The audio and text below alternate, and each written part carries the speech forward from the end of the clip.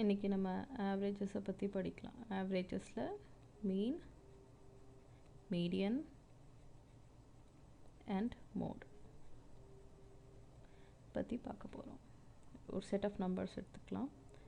1 2 3 4 1. இது வந்து ஆவரேஜ் எடுக்கும் போது நம்ம ஜென்ரலாக இது எல்லாத்தையும் ஆட் பண்ணி, இந்த ஆப்சர்வேஷன் எல்லாத்தையும் ஆட் பண்ணி எத்தனை ஆப்சர்வேஷன்ஸ் இருக்கோ அதோட டிவைட் பண்ணோம்.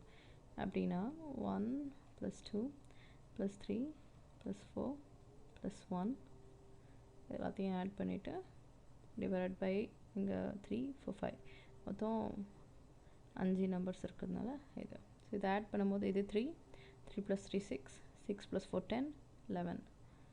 ஸோ 11/5 தான் இங்கே வந்து ஆவரேஜ். 5 2s are 10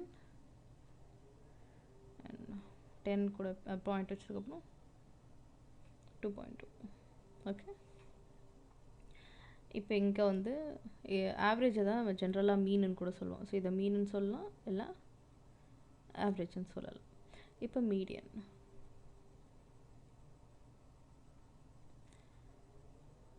என்ன சொல்கிறாங்கன்னா, இந்த மாதிரி ஒரு செட் ஆஃப் நம்பர்ஸ் இருக்கும்போது அதை நீங்கள் வந்து இன்க்ரீஸிங் ஆர்டரில் முதல்ல எழுதிக்கணும்.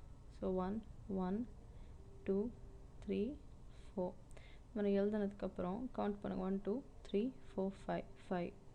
ஸோ இதில் நடுவு நிலமையில் ஒரு நம்பர் இருக்கும், equidistant from both the sides. So இங்கேயும் 2 நம்பர் தள்ளி இருக்குது, இங்கேயும் 2 நம்பர் தள்ளி இருக்குது. ஸோ இந்த செட்டில் மீடியன் வந்து 2. மோட்.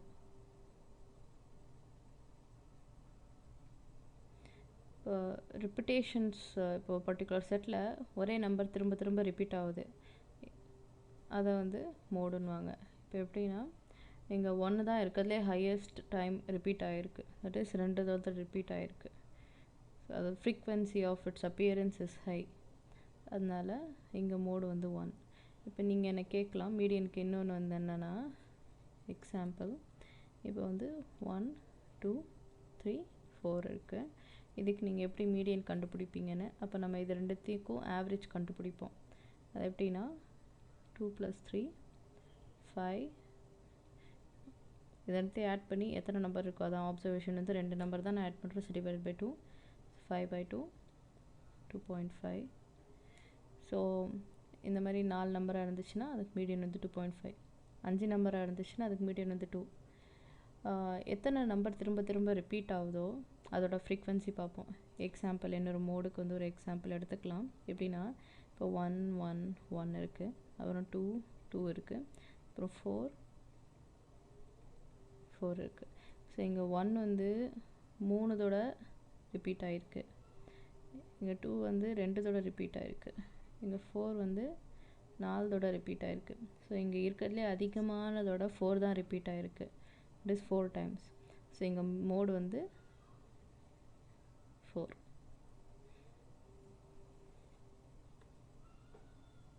Thank you.